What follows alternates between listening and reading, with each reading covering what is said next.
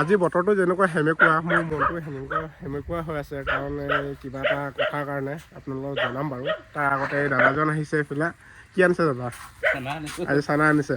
এই দাদাৰ পৰা মছলা পাতি লোৱাতে মানে কি আজি এয়া বহুত চানা আনিছে এনেকুৱা। আৰু বাকী মছলাখিনি আছে বাৰু দোকানত গোটেইখিনি যোৱাকালি অনা হৈছে। আৰু এইফালে বাকী আগৰ লোৱা আছিলে যে সেইখিনি লোৱা হ'ল বাৰু আছেই মানে সেইবোৰ। আৰু আজি চানা দুটামানহে লৈ যাওঁ আৰু আহিছে যেতিয়া তাকে লৈ লওঁ। পাঁচটা নলওঁ নেকি দাদা? দুটা লওঁ আছেই এতিয়া মানে পইচা অকণমান শ্বৰ্ট হৈ আছে। এতিয়া মই আৰু মা ক'ৰবালৈ যাবলৈ ওলাইছোঁ। তেতিয়া পইচাও লগা হ'ব নহয় তাৰবাবে লৈছোঁ আহিছে যেতিয়া ইমান দূৰৰ পৰা। বাকী মছলা আছেই বাৰু এতিয়া প্ৰয়োজন নাই পিছত ল'ম লগা হ'লে। তাকে এতিয়া ভিডিঅ'টো এনেকুৱা আৰম্ভণি কৰিছোঁ চাই থাকিব। মানে এতিয়া কথাটো হৈছে কি আমাৰ ডাঙৰ বাৰ এপেণ্ডিক্স হৈছেতো তাৰ বাবে ৰাতিপুৱা সময়তে ভিনদেউৱে পাছিঘাটলৈ লৈ গ'ল। তাৰবাবে এতিয়া মই আৰু মা ইয়াৰ পৰা ওলাই যাওঁ। এতিয়া দোকানখনো বন্ধ কৰিব লাগিব। এতিয়া পাছিঘাটতে অপাৰেশ্যনটো কৰা হ'ব। আৰু এইফালে যদুৱে চাদা মলি আছে বহি আৰু এইফালে মই দোকানখন বন্ধ কৰোঁ আৰু ভণ্টি কলেজৰ পৰা আহি দোকানখন খুলিব। আৰু এতিয়া আমি গৈ লওঁ তাত যাওঁতে আধা ঘণ্টামান লাগিব। ইয়াৰ পৰা 35 কিলোমিটাৰমান দূৰ পাছিঘাট। সেইবাবে এতিয়া সেনেকৈ আৰু ব্লগটো চাই থাকোঁ। যেতিয়া অসুবিধা হয় নহয় চাৰিওফালৰ পৰা অসুবিধা হৈ থাকে। এতিয়া চাওকচোন বাৰু বাইকখনো ষ্টাৰ্ট নোহোৱা হৈ আছে। ইমান চেল্ফ মাৰি আছোঁ তেওঁ বেটেৰীটো বেয়া হৈ আছে মানে এয়া অফ হৈ যায়। আৰু এবাৰ চাবচোন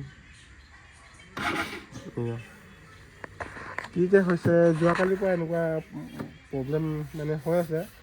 এতিয়া কি কৰোঁ এতিয়া ভাবি পোৱা নাই মই কি কৰোঁ এতিয়া। নিদিবা বাইকটো ঠেলি দিব পাৰিব অঁ এতিয়া ঠেলিবহে লাগিব এতিয়া বাইকখন এই কি হ'ব যদু ঠেলি দে অকণমান দে বাইকখন দে এই দেৰিয়ে হৈ আছে এতিয়া।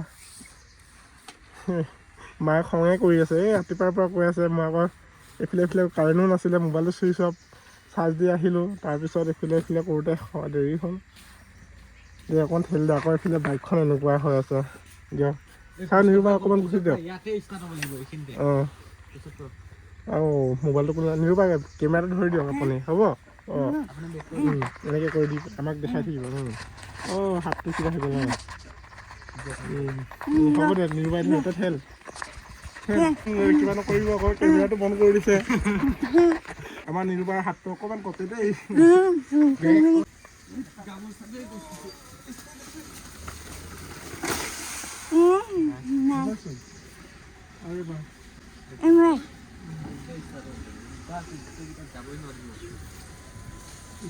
নহ'লে আকৌ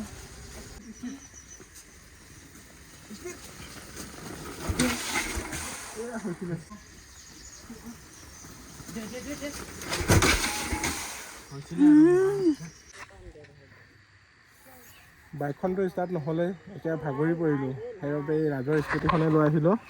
এইখনে লৈ যাব লাগিব এতিয়া গৈ পালেই হ'ল আৰু মুঠতে অহাৰ পিছত আৰু বাইকখন কি হৈছে গেৰেজলৈ লৈ যাম।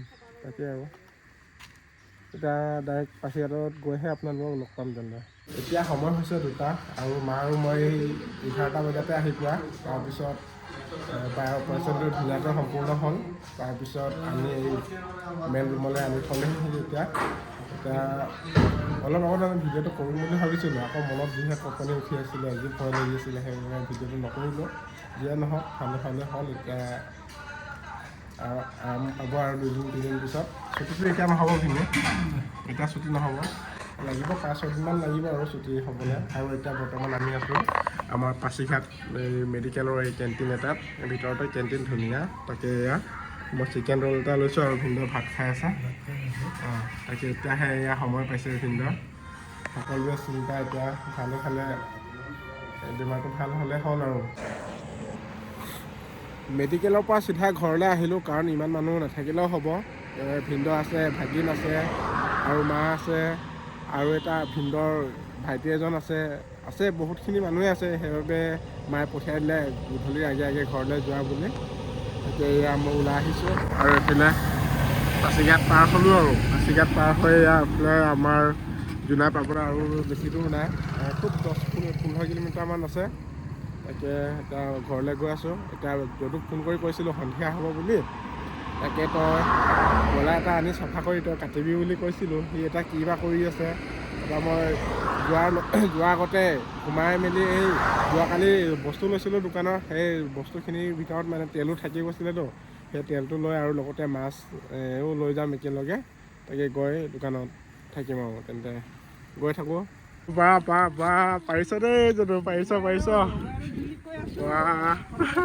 দেখিছে নে? মই নথকাৰ পিছতো দেখিছে কিমান ধুনীয়াকৈ এয়া মাছ মাংস আনি মেলি সি কাটি আছে। এনেকৈ কথা শুনিলে কিমান ভাল লাগে হা। তাকেতো এনেকৈ আৰু ভালেই হ'ব কথাটো, কি ক'ৰবাত গ'লে মানে ইমাৰ্জেঞ্চি যদুৱে আহি কাটি থাকিব পাৰিব। আৰু সি বেচাৰা নিজে কিনি আনিছে, নিজে কিনি আনি নিজে টকাটো ল'ব আৰু ভালে দেই যদু, বিৰাট ভাল লাগিছে। তাকে আৰু এয়া ঘৰলৈ আহি পালোঁ। আহি এতিয়া আৰু আজি কি বুলিব আৰু ময়ো অকণমান কাটোঁ আৰু, নহ'লে আজি যদুৱে কাটিব হয় নাই যদু? যদুৰ পিছ কৰা ষ্টাইল নহয়, কিবা ৰিপিটে অঁ ঢেপ মাৰিলে নহ'ব নহয়। মেডিকেলৰ পৰা অহাৰ পিছত যিহে মাথা বিষাইছে আৰু চৰ্দি, নাক বন্ধ হৈ আছে এতিয়াও। সেইবাবে অকণমান মই আজি শুলোঁ। হোৱাৰ পিছতে যদুৱে কি কৰিলে, মাছ মাংস সিয়ে কাটি গোটেই সমগ্ৰ দিলে আৰু। তাকে যদু ধন্যবাদ দিছোঁ আৰু দেই, মই নাথাকিলেও যে আজি দোকানখন চলিছে। তাকে আৰু যদু এয়া কি আনিছে আৰু কিবা জাষ্ট আহি পাইছে এতিয়া আহিছে নেকি? কি বস্তু চাওঁ, অৰ্ডাৰ কৰিছিলোঁ। কি হয় এইটো?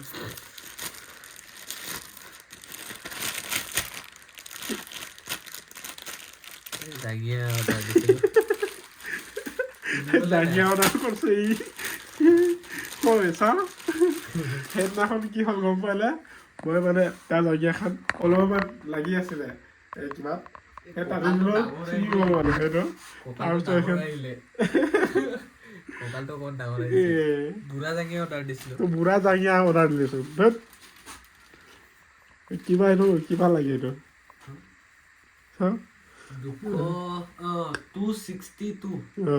মানে যদুক মানে কি এই কিবাটো পেটিটো অকণমান শকত টাইপৰ এক ভাল লাগে, মানে এই কিবাটো থাকিব লাগে।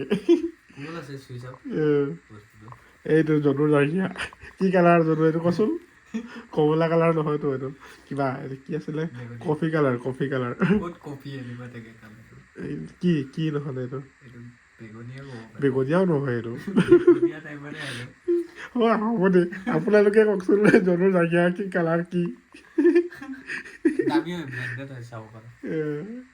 তাকেতো সেয়া বন্ধুসকল, আজিৰ ব্লগটো ইমানেই আছিলে, যিমানখিনি পাৰিছোঁ। কাৰণ মই মেডিকেলত গৈ ব্লগ শ্বুট কৰিবই নোৱাৰিলোঁ, কাৰণ যিহে নাৰ্ভাছ হৈ গৈছে। আৰু এইফালে বাই কি হ'ব কি নহ'ব সেইটো চিন্তাত মানে ভিডিঅ' বনোৱাই নহ'ল। তো এনেকৈ আজি যি পালোঁ আপোনালোকক দেখুৱালোঁ। তেন্তে আকৌ আজি ব্লগটো ইমানতে সমাপ্ত কৰিছোঁ। পুনৰ নতুন এটা ব্লগত লগ পাইছোঁ তেন্তে বাই বাই। আৰু এইয়া যদুৰ জাগিয়াকে এয়া পিন্ধি ল'লে, থিয় তই এয়া ৰিভিউটো দি দিছোঁ।